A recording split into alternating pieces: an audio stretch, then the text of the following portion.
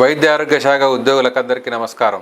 Telangana United medical and health employees union రాష్ట్ర committee తరఫున మీ అందరికీ విజ్ఞప్తి ఏమిటంటే, కేంద్ర స్థాయిలో కేంద్ర కార్మిక సంఘాలు ఐఎన్టీయూసీ, ఏఐటీయూసీ, సిఐటియు, హెచ్ఎంఎస్, అలాగే ఏఐటియుటియుసి లాంటి సంఘాలతో పాటు మన రాష్ట్రంలో ఉన్నటువంటి ఐఎఫ్టియు సంఘాలు, అలాగే టీఆర్ఎస్ అనుబంధ కార్మిక సంఘాలంతా కలిసికట్టుగా ఫిబ్రవరి 16వ తేదీ నాడు దేశవ్యాప్తంగా రంగాల వారీగా సమ్మెలు చేయాలని చెప్పేసి నిర్ణయం తీసుకున్నాయి.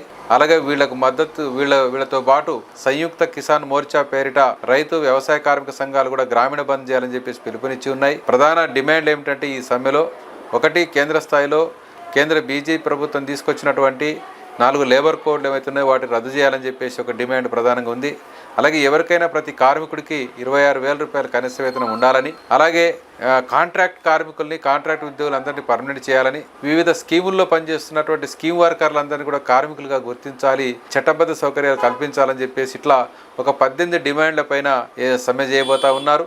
మరి మన రాష్ట్రంలో మన మెడికల్ అండ్ హెల్త్ డిపార్ట్మెంట్లో ఉన్నటువంటి ట్రేడ్ యూనియన్లు, క్యాడర్ సంఘాలు, ఇతర సంఘాలు కలిసికట్టుగా ఆ రోజు బ్రహ్మాండంగా మనం ఈ సమ్మెను జయప్రదం చేయాల్సినటువంటి అవసరం ఉంది.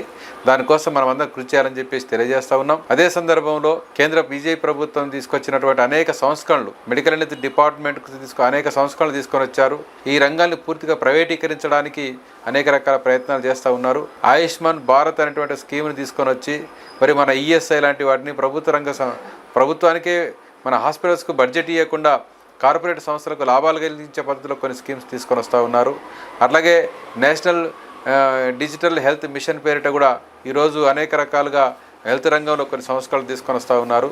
కాబట్టి కాంట్రాక్టు వ్యవస్థని అట్లాగే ఎస్టాబ్లిష్ చేయడం, అన్నింటినీ ప్రైవేటీకరించడం, హెల్త్ డిపార్ట్మెంట్ని ప్రైవేటీకరించడం చర్యలు బీజేపీ ప్రభుత్వం తీసుకొని వచ్చింది. దీన్ని మనం ప్రతిఘటించాలి. అలాగే నేషనల్ హెల్త్ మిషన్లో పనిచేస్తున్న మన రాష్ట్రంలో 17,000 మంది ఉన్నారు, కొన్ని వేల మంది దేశవ్యాప్తంగా ఉన్నారు. వాళ్ళందరినీ పర్మనెంట్ చేయాలని చెప్పేసి మనం డిమాండ్ చేస్తున్నాం. ఆ సమస్యను సాధించుకోవాలి. ఎందుకంటే ఇక్కడ పర్మనెంట్ చేయమని అడుగుతూ ఉంటే ఇది కేంద్ర స్కీమ్ కాబట్టి మేము చేయమని చెప్పేసి రాష్ట్ర ప్రభుత్వాలు తప్పించుకుంటున్నాయి. కాబట్టి కేంద్రమే ఒక పాలసీగా మార్చి ఎన్హెచ్ఎంలో పనిచేసి అందరినీ పర్మనెంట్ చేయాలి అని చెప్పేసేటువంటిది ఒకటి మనం డిమాండ్ చేయాల్సిన అవసరం ఉంది. ఒక ఎన్హెచ్ఎంతో పాటు ఐసిడిఎస్, ఇప్పుడు ఈ యొక్క టీసాక్స్ పేరిట మొత్తం ఈ ఎయిడ్స్ కంట్రోల్ సొసైటీలో పనిచేసేటువంటి ఉద్యోగస్తులతో పాటు వివిధ అనేక స్కీమ్స్లో పనిచేస్తున్న వాళ్ళు ఉన్నారు. ఇక్కడ మన రాష్ట్రానికి వచ్చేసరికి 104, 108 ఆరోగ్యశ్రీ, అలాగే TSACS employees, malaria eradication programmes, filaria eradication programmes కావచ్చు, టీబీ కంట్రోల్ సొసైటీ కావచ్చు, అనేక రకాల ప్రోగ్రామ్స్లో పనిచేస్తున్నటువంటి ఉద్యోగస్తులందరికీ కార్మిక చట్టాలు అమలు కావాలి, పర్మనెంట్ కావాలి.